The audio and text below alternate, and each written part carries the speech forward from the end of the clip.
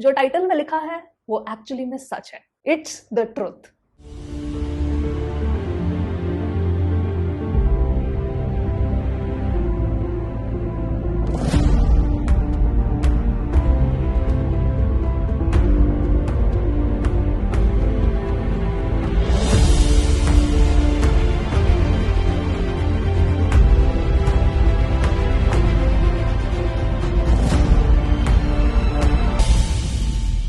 Hello everyone, welcome to my channel guys, and yes, before I talk about the experience of watching this film, आप सभी को ईद मुबारक।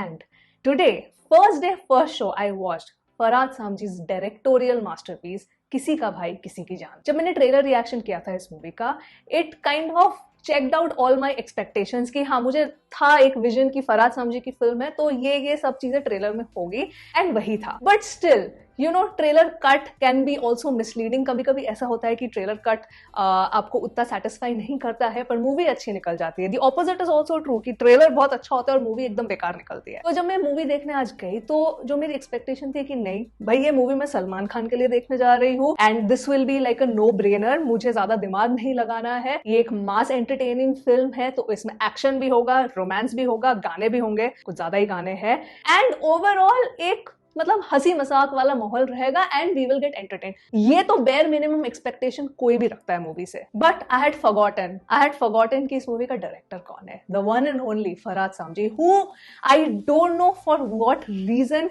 ही just keeps getting movies with A-list actors. This director has a track record of making absolutely bad films and not giving any justice to the actors that he has casted. Now when I walk into a Salman Khan film, what do I expect? The first thing that I expect कि जो भाई की entry होगी that will be solid because it's a mass entertaining film. So that is the first expectation I have. उधर ही उन्होंने रायता फैला दिया। I mean just compare Salman Khan's entry in Pathaan, जबकि उसमें तो cameo था उनका, and compare that to this, there is जमीन आसमान का फर्क है दोनों में। I mean how bad of a director you have to be कि आप सलमान खान की एंट्री भी आइकॉनिक नहीं बना सकते। सेकंड, एक्शन सेट पीसेस, जो मेट्रो में जो एक्शन सीक्वेंस पूरा शूट हुआ है दैट इज स्टिल गुड, वो मुझे अच्छा लगा।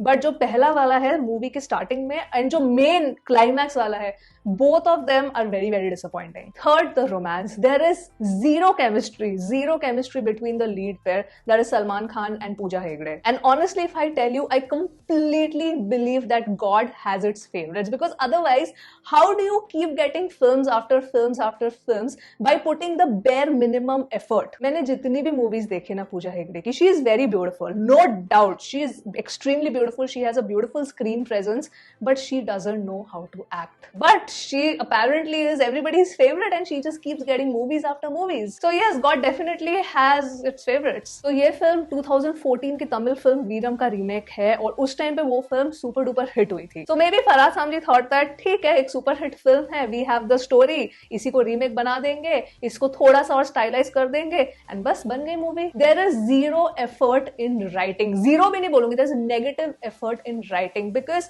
At least in Salman Khan mass entertainers what I expect are really good dialogues, and in the sense कि भाई कुछ ऐसे पंच लाइन हो जो थिएटर से बाहर निकल के भी आपको याद रहे। अब उनके पहले की कोई भी एक मूवी उठा लो मास एंटरटेनर, चाहे वो दबंग हो, चाहे वो वांटेड हो, चाहे रेडी हो, मतलब at least there are so many iconic dialogues that we still remember. But इस मूवी में unfortunately dialogues पे कोई effort नहीं मारा गया है। अगर आप एक मूवी रीमेक भी कर रहे हो, you have to make a good screenplay, you have to give good dialogues to the actors. Even in the emotional angle, जो भाइयों का bonding दिखाया है वो भी मुझे लगता है कि बहुत superficially दिखाया है। They could have worked more on showing those emotions a little bit, because after all it is a family drama and a lot of focus is there on family values. तो at least उसको show करने में और portray करने में थोड़ा और effort मारना चाहिए था स्क्रीन प्ले में। You get a little respite because of the songs, बहुत सारे गाने हैं, it breaks the flow of the film, but couple of songs are good, they are catchy, तो एटलीस्ट वो देखने में मुझे मजा आया। But placement of the songs are just so haphazard, मतलब एक सीक्वेंस खत्म होता है और गाना आ जाता है, फिर एक सीक्वेंस आता है, फिर एक गाना आ जाता है, it's been forcefully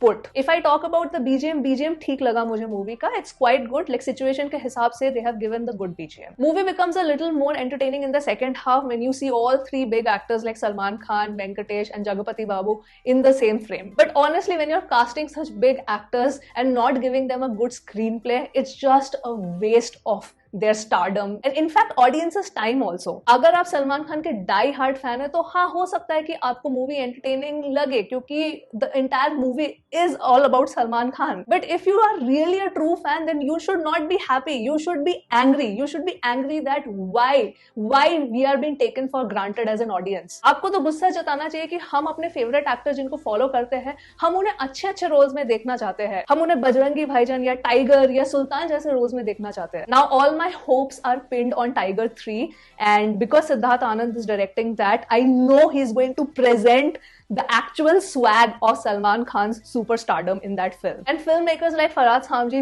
really have taken audiences for granted and I will never understand. मुझे नहीं पता, शायद उनके पास कोई बहुत ही ताबड़तोड़ सीक्रेट है बॉलीवुड के लोगों के बारे में, तभी उनको इतनी बड़ी फिल्म्स मिलती है. Otherwise, given his track record, why would any actor risk their career? ऐसी कौन सी बात हो सकती है? क्योंकि मेरे पल्ले तो नहीं पड़ा. अगर आपको पता है तो आप कमेंट में बता दो. Now lastly, coming to the performances, I mean अगर डायरेक्टर को ही एफर्ट नहीं मारना है तो एक्टर्स ही क्या एफर्ट मारेंगे? Except for the big stars and the veteran actors who have been casted in the film, rest of the supporting cast is absolutely making no impact. Satish Kaushik ji को देख के अच्छा लगा स्क्रीन पे, may his soul rest in peace, but once again a veteran actor like him was completely wasted in this film. At the end of the day मैं कहना चाहूंगी कि ये मूवी कमा लेगी शायद अपना प्रॉफिट, रिकवर कर लेगी अपना कोई भी जो भी इन्होंने बजट लगाया था, and it's only thanks to Salman Khan and fans. क्योंकि फैंस अगर थिएटर में नहीं जाएंगे तो ऑब्वियसली टिकट नहीं बिकेगी. तो पहले तो सलमान खान की स्टार पावर की वजह से मूवी चलेगी और दूसरा उनके फैंस की वजह से. I am all for no brainer films. ऐसी बहुत मैंने मूवीज देखी है जिनमें दिमाग नहीं लगाना होता है, लॉजिक नहीं लगाना होता है, बट वो फिर भी एंटरटेनिंग होती है because one for the star power and second because they have really good dialogues and screen play जिसको देख के मजा आता है ऑडियंस को. इस मूवी में स्टार पावर तो है तो इनिशियल ऑडियंस पुल आ जाएगा, बट इसमें स्क्रीन प्ले नहीं है तो it will create bad word of mouth. Anyway, at the end of the day I would like to say that audience deserve better, his fans deserve better. But अगर fans आवाज नहीं उठाएंगे, so directors and filmmakers like Farhad Samji will keep giving us masterpieces like this. अभी तो उनका अगला masterpiece Hera फेरी 3 आने वाला है, so let's wait and watch for that. Anyway, those were my thoughts for किसी का भाई किसी की जान, and yes, that was the video. आप सभी को एक बार फिर ईद मुबारक, and yeah, I'll see you soon on my next one. Bye.